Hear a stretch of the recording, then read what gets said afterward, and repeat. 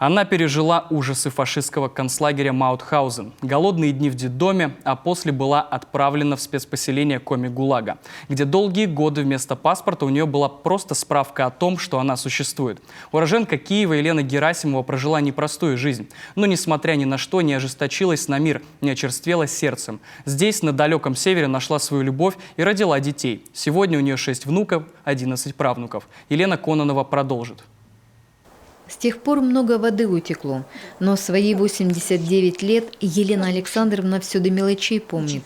Рассказывая про свою нелегкую судьбу, вначале мыслями попадает в Киев, где в далеком 33-м маленькая Люля появилась на свет.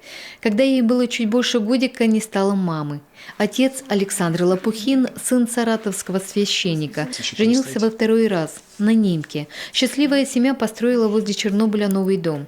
Уже обустраивалась, но тут грянула война.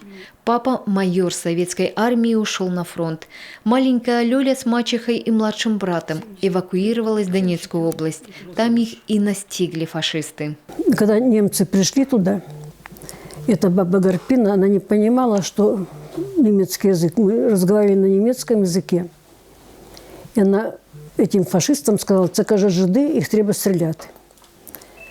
И маму забрали, арестовали. Но мачехе все же удалось доказать захватчикам, что она немка. Какое-то время даже стала для них переводчицей.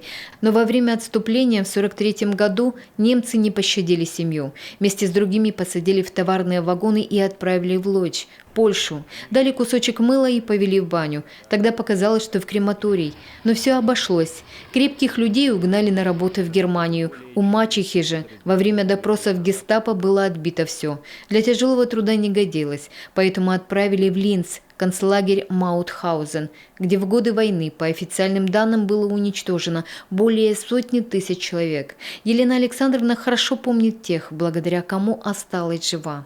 У меня там был знакомый хороший, тоже в лагере сидел, и он эти бомбы, которые американцы бросали, они разминировали их, а охрана уходила подальше.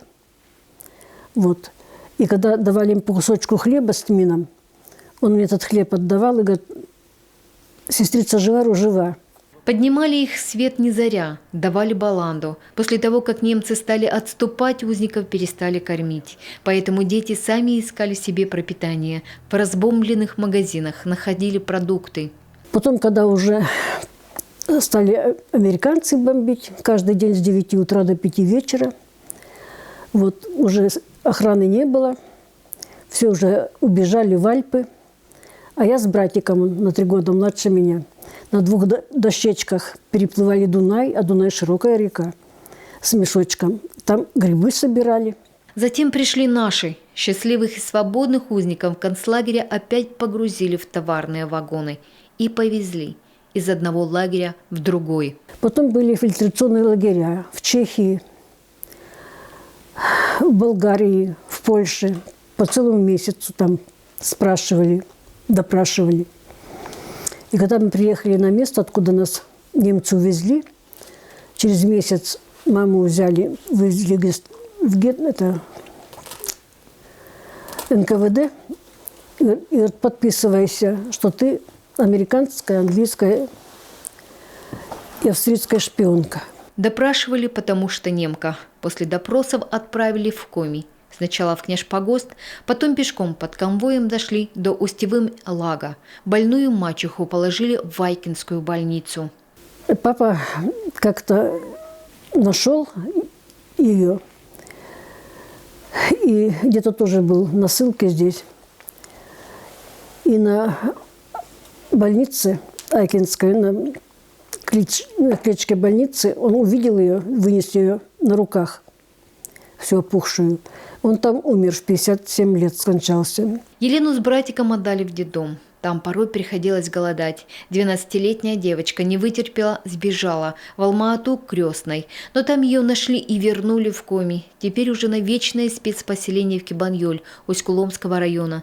Там отбывали наказание люди самых разных национальностей. И у многих была одна статья, 58-я, 2 пункт. Что значит политические? Там я работала на нижнем складе. Сначала сучкорубом была, потом десятником. Вот. И чтобы с Кибанёля пойти в Усть-Кулом, там в больницу за лекарствами, надо пойти просить разрешения, чтобы написали, на столько-то часов я ухожу. Вот такой стала для Елены второй родиной. Здесь она нашла свою любовь.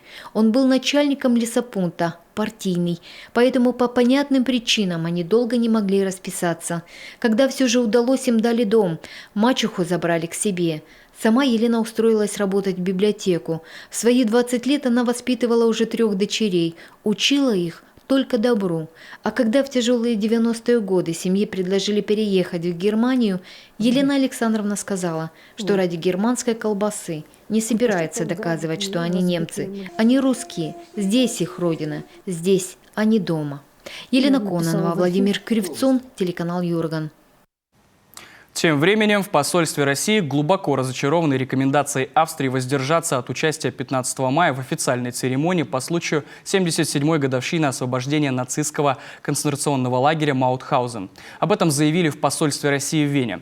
В ответном письме наша сторона отметила, цитата, «Россия, как государство, продолжатель бывшего СССР, не приемлет дискриминационного отношения к жертвам и узникам нацизма по национальному признаку в духе человеконенавистнической идеологии фашизма».